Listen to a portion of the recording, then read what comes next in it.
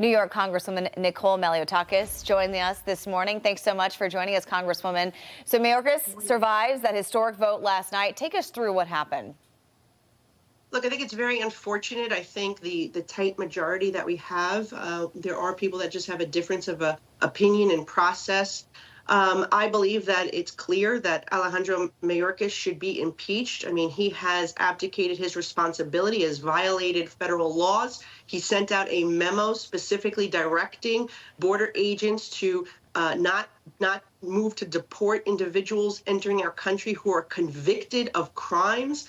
I mean, this is the damage that they are doing to our nation and public safety and potential terrorism is unbelievable. And we need to take action to remove him because he has violated the laws of this country. So it's disappointing that it didn't pass last night. I don't think it stops there. I do believe we will have the votes. It's just a matter of making sure that we have the majority leader back. And I believe we'll win the special election in Long Island as well. And that will give us the votes to put it over the top. But in the meantime, we continue our fight to push the president to do his job. Remember, he has the authority right now to secure our border. He used that authority to undo the policies of President Trump, and he should reinstate the Remain in Mexico and catch and release. And we can resolve this crisis today if the president would just do his job, using the existing authority that he has. Were you surprised by the result last night? So I understand that we'll see this on the floor again next week. Steve Scalise, as you said, will return from cancer treatment. He's a yes vote on impeachment, so that's all you need. But when you look at the four that voted against this, Blake Moore from Utah, I believe, he switched his vote at the last minute to no, to enable Mike Johnson, the House Speaker, to bring this to the floor again. But were you surprised by Tom McClintock and Mike Gallagher voting no on this?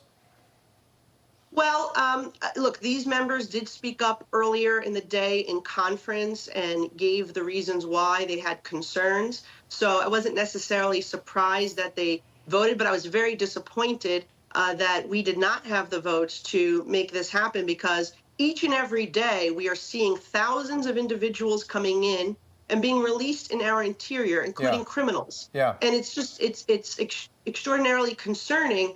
But look, I think that each Republican has to be able to go back to their districts and explain their votes, and those members will have to do that. Yeah, I guess I'm just asking because this was the first big test for our new House Speaker, Mike Johnson. One thing Kevin McCarthy had that Mike Johnson does not have is Kevin McCarthy was the majority and minority whip for almost a decade. So he was very effective at whipping votes and knowing exactly where all of his members stood before bringing something to the House floor.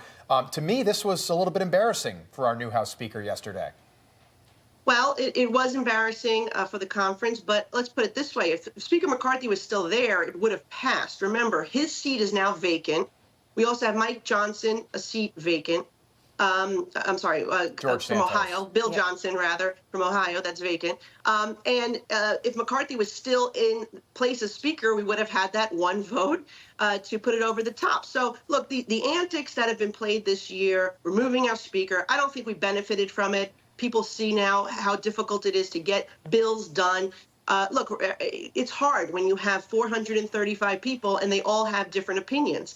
And when you have a majority of just one or two, it makes it even harder to get everyone in agreement. I still believe that it was the right vote. We need to get rid of Mayorkas. We need to hold this administration accountable. And again, we're not going to stop. Look what's happening in my city, the destruction that we're seeing because our mayor and our governor perpetuate the crisis that Joe Biden created with free giveaways and continuing to incentivize illegal immigration. And then on top of it, having in place laws that prohibit NYPD from cooperating with immigration officials to deport people who are even committing crimes in our city. How soon do you see this vote happening again? Next week? I believe it'll happen next week, if not earlier, yes. Any idea which day, Congresswoman? Look, I don't know. Obviously, they got to figure out who, which day everyone's going to be here, so we can put it over the top. And of course, when Steve Scalise is back in Washington, obviously, we wish him the very best as he goes through this. Congresswoman Nicole Malliotakis, great to see you again this morning. Thank you